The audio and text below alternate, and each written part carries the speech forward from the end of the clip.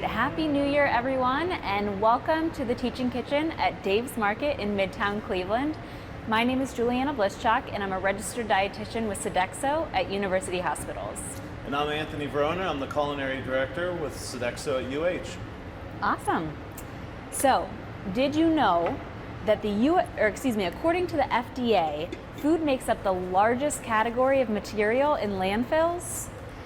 According to the USDA, 30 to 40% of the US's food supply ends up going to waste. This is really hard to swallow, especially knowing that so many people in the US go without and go hungry. Thankfully, there are various initiatives that are working to combat the issue of food waste. For example, the USDA and the EPA are working together to cut back on food waste by 50% by the year 2030. But maybe you want to be a part of the solution as well. One fairly simple way to cut back on your food waste is to avoid tossing your leftovers. And after the holidays, you might have more than you know what to do with. Sure. So you're in luck today, because today we're going to be talking all about leftovers, how to use them to their fullest. So yeah, Chef Tony, what's on the menu? Cool. Pretty simple today, actually. A lot of simple ingredients, but we're going to make a chicken stock that we're going to use throughout whatever. You can freeze it.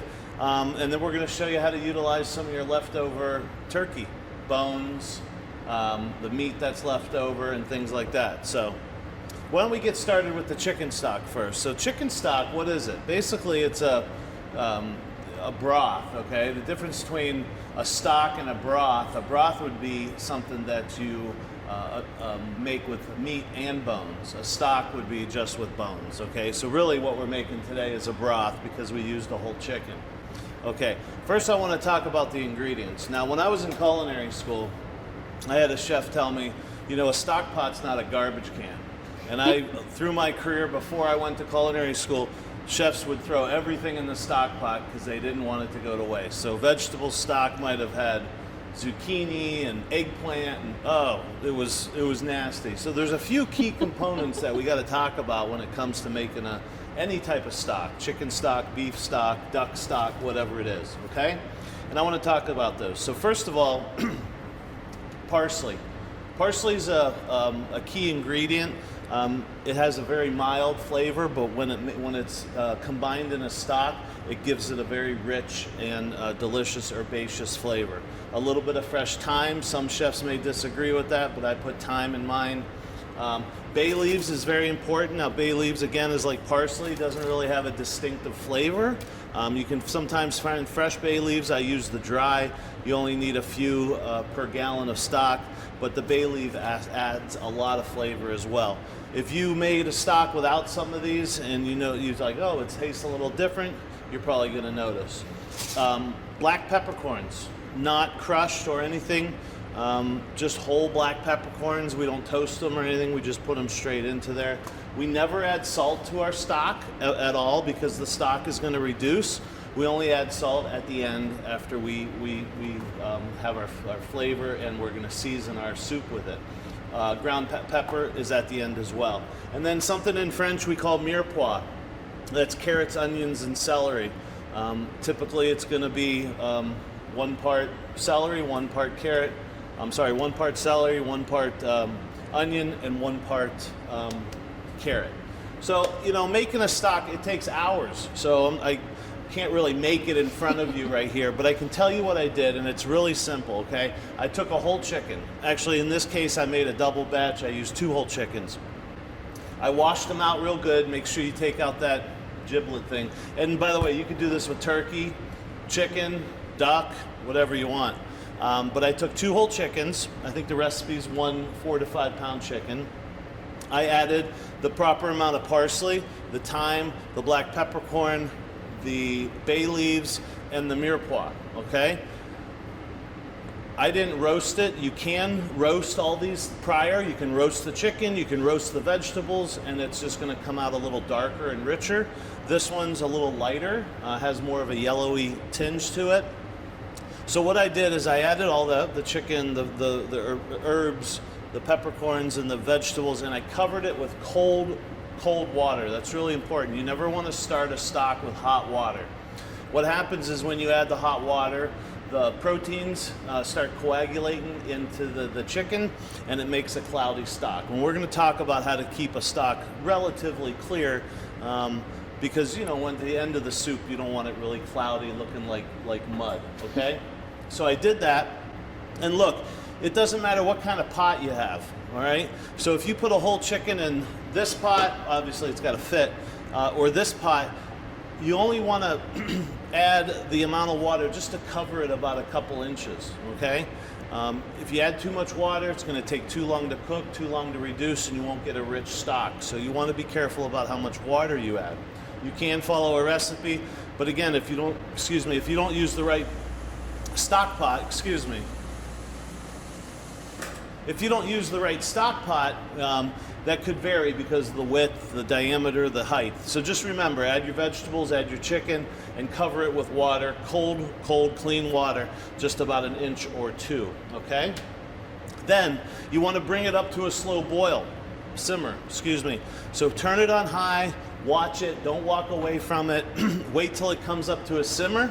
Once it comes up to a simmer, set it aside, okay? Turn it on right now I have this burner on, and it's kind of on the side. So what's going to happen is the heat is going to start to simmer and roll it kind of over. Instead of rolling it in the middle, there's going to be a little simmer, and it's going to kind of roll it through the chicken and so forth.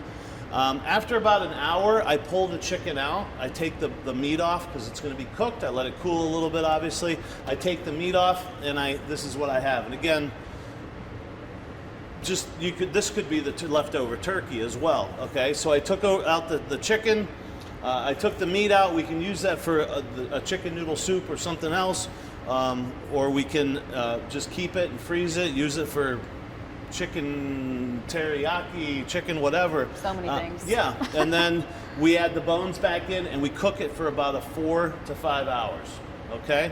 And what you want is you want to be able to taste chicken. Right? So I taste it every once in a while. Wow. And it tastes delicious. I didn't add any salt yet. I'm going to add some salt in a little bit. I will tell you that the stock itself probably reduced by 1/3. So if I added, a gallon of water, 1/4 water evaporated. And that's really what gives you that rich reduction of liquid, is going to give you that rich flavor. When you cool this, now I'm going to show you how to strain it here. You want it to kind of be gelatinous. Inside the bones of a chicken is the marrow and some gelatin. And you'll know when you really reduced it enough is when you cool it 100%, it'll have a little jiggle to it, right? Like Jell-O, but you don't want it too thick. You could reduce it all the way and get it so thick in gelatin that it's actually like Jell-O, okay? But that's a whole different application, and chefs do that as well, and we add that to different things to make a sauce or something a little richer, okay?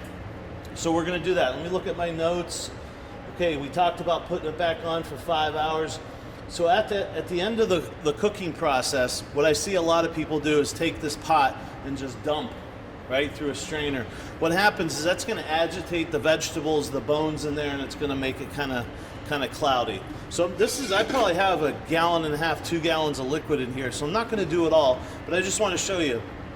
I'm going to take this, and I kind of move the vegetables aside. I know you can't see this, but it's not boiling anymore, so the solids have kind of dropped down. So what I'm going to do is just ladle these gently. Now you're going to get some onions and things in there, but again, I don't want to just dump it in. You can see, I know it looks cloudy, but if you didn't follow the steps I talked about, it would even be more cloudy. So I'm going to take the time, bigger ladle obviously help you out. I'm going to strain this off. All right, so now what I have is a beautiful chicken stock. What are you going to do with this later? I have these quart containers. These are great. Doesn't matter, Tupperware, whatever you want. Pour them in here. Before you put them in there, I want to make sure that you cool this properly, right? If I poured all this into here and I had this much volume of liquid and I put that in the refrigerator, it's going to take too long to cool down, right? So there's a couple things you can do. What's a real pain is to try to get this in a shallow container because nobody's refrigerator is big enough, right? Yeah. If you're going to make this much stock, I would invest and buy a $3 bag of ice and fill your sink up, plug it up, Once you've done strain it, put this in the sink with ice and water and kind of just stir it around a little bit, and that'll reduce the temperature. If you put this in the cooler, this one without the vegetables and the bones, it's going to take way too long to cool, and then you could have some bacteria growth. So make sure you cool it properly, okay? So again, I'm going to keep straining this, but what can you do with this? So once it's cool, put them in your quart containers, put it in your Tupperware containers, and freeze it. It freezes beautifully. This is one of the best things, and if I was gonna, I'm not a big fan of making like a whole 3 gallons of tomato sauce and freezing it. I don't know, I just make it the day of and eat it.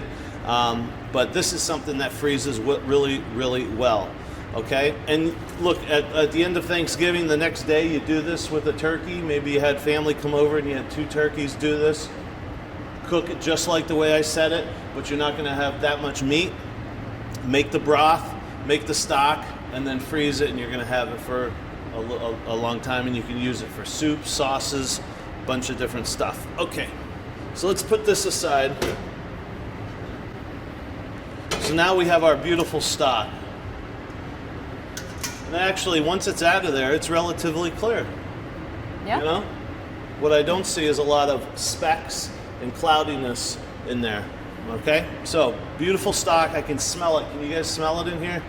It smells rich. It smells like Thanksgiving. Okay, so what are we going to do with this stock? Well, let's act like it's Friday. What is that, Black Friday, right? After Thanksgiving? Yeah. Okay, Black Friday and you're home. Okay, what are you going to do with the leftover stock? Let's make a quick soup. Okay, all right, so I got a pan here. So this is our second recipe. We've got some carrots, onion, and celery. I'm gonna let this heat up a little bit, and I think this recipe is actually in the, you can get this, and this is just a very, very simple turkey, chicken, whatever you want. Today it just happens to be chicken, but you know, we're just acting like this could be turkey, but it's actually chicken today, no big deal. So I'm gonna add a little bit of vegetable or olive oil to this. Let this heat up, and I already had one made, but I just want to show you the steps here. Here's some carrots, onions, and celery. I can hear a little bit of sizzle. We want to saute that up, okay? As that's sauteing, I want to cut up some herbs, okay? In the recipe, we know we have some parsley, and we're going to put a little bit of sage in there. We're not going to use the thyme. That was for the stock. And we're going to put a little bit of sage in our soup, and we want to add this right at the end. But as this is sauteing, I'm going to clean up a little bit of sage. You can also take not only the fresh herbs that I'm picking here to put in at the end, but you can take this as well as these stems, okay? And you kind of bundle them up like this, and you take a little bit of butcher twine, tie it up, and throw that in there and saute it with it, because there's a ton of flavor in these stems, and you're not going to waste them. I don't want to put the fresh herbs in there now because I want the fresh herbs to be bright and vibrant right at the end. The other thing when you're making a soup is I like to have everything hot. So I have my stock which just came off, but if it didn't come off and you pulled it out of the freezer, throw it on the stove and bring it up to a simmer, right? It's going to help the process go a little bit quicker.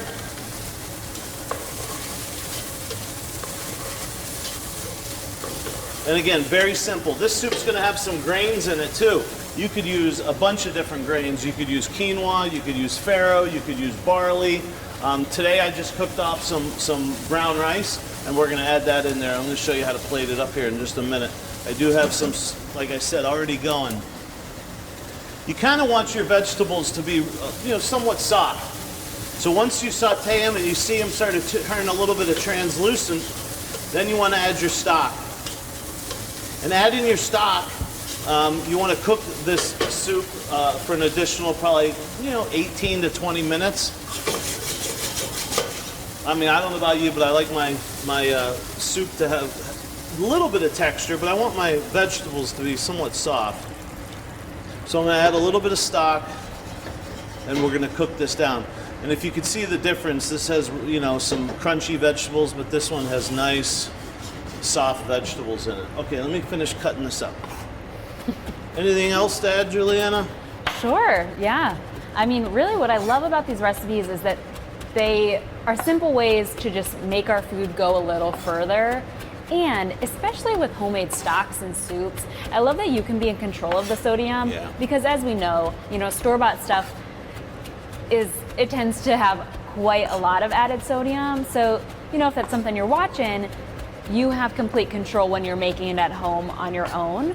And then, yeah, soup is fun. It's not like stock where I feel like there's more creativity with it. You can put a lot more in it, and whatever you have on hand, so it's not in the back of your fridge rotting when you forget about it.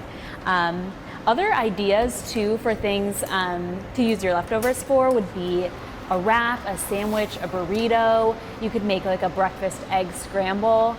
I know personally I like to add my leftovers on top of a salad or a baked potato. And then now too, with the power of the internet, you can pretty much type in your ingredients and come up with about 1 million recipes of things to make with those ingredients. So definitely take advantage of that as well.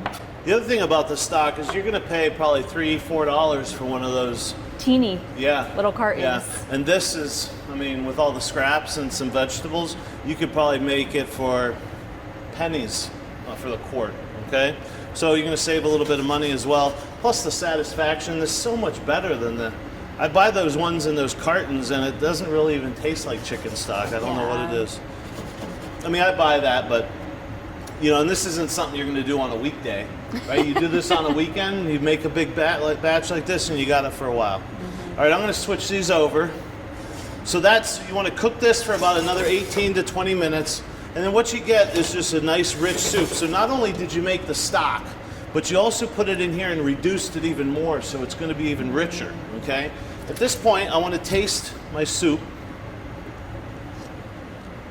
and boy, is that rich. I don't want to add anything else. It doesn't need any salt, any more pepper. I already added some of that before. The other thing I don't want to do, I want to add my chicken right at the end, okay? I kind of like my chicken in little chunks instead of shreds, so I don't really want to cook it in there too long. I can see it's just slightly simmering. What I'm going to do is just add this in and kind of just heat it through. Now, the other thing I don't want to do, as I mentioned before, I'm adding brown rice. I'm going to add pretty much all of that. I'm adding brown rice to this. If you add the brown rice to it now and you have leftovers, all that brown rice is going to soak up all the broth, and tomorrow it's just going to be a big mushy type of thing. So I'll add my chicken, but what I want to do is add my rice that's warm to each bowl. So if you're plating these up for guests or family members, just put half a cup, quarter of a cup of rice in a bowl, and boom. Now I'm going to add my herbs right at the end. I need some half for the other batch of soup I'm making, and I'm going to fold this in, and that just adds a beautiful, vibrant, and I can, as soon as that sage hit that, wow, that just transformed that into a soup. Before it was just broth and vegetables and meat. Now it's like a real soup. Okay, let's plate this up. A little bit of rice. Almost making this like a little meal, right? So I put my rice on the side. And really, this is from leftovers. Come on. Maybe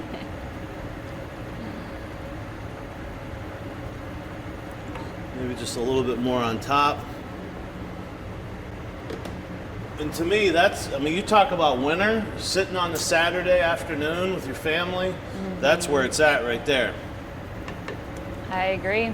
A balanced meal, it's got, fiber, it's got its carbohydrate, protein, fat from the stock, and then it's got veggies in it too. So it's pretty well balanced. And look, all this can be interchanged. I mentioned the rice. If you want a different rice, if you want noodles, egg noodles, no big deal. If you don't like carrots, if you don't like celery, add zucchini, add different things to it. Add eggplant, add tomatoes. You can almost make like a minestrone. Add beans to that would be amazing. Yeah, right? If you're vegetarian or whatever, Yeah, if you don't want to make, look, and if you don't want chicken stock, you mentioned vegetarian, there's a ton of recipes out there for vegetable stock, or you just make your own vegetable stock or you buy it. Right. So, yeah, well, just a few things to piggyback on what Chef Tony was talking about with the food safety aspect of our leftovers. So that is an important part of leftovers. And like he said, using an ice bath is a good method to cool things down quickly. If you have a smaller portion of food though, you could separate it into smaller containers or shallow containers. That's an option as well. And then remember, don't leave things out on the counter for more than 2 hours. We don't want that. In the fridge at 40 degrees or below, leftovers are going to stay good in an airtight container for about 3 to 4 days. And then in the freezer at 0 or below, you're looking at a matter of months. Technically, they're safe indefinitely, but you're just, the concern is mainly like quality, over time. You might lose some moisture, some flavor, that kind of thing. So just be mindful of that. And then when you're ready to eat your leftovers, remember not to thaw it on the counter. Put it in the fridge, microwave, or cold water to thaw it out and cook it to 165 degrees. Buy your turkey, well, I know it's over, but buy your turkey early. Let it thaw in the refrigerator. Ooh, yeah. Not on the countertop. All right, thanks. Thanks for coming. Take care.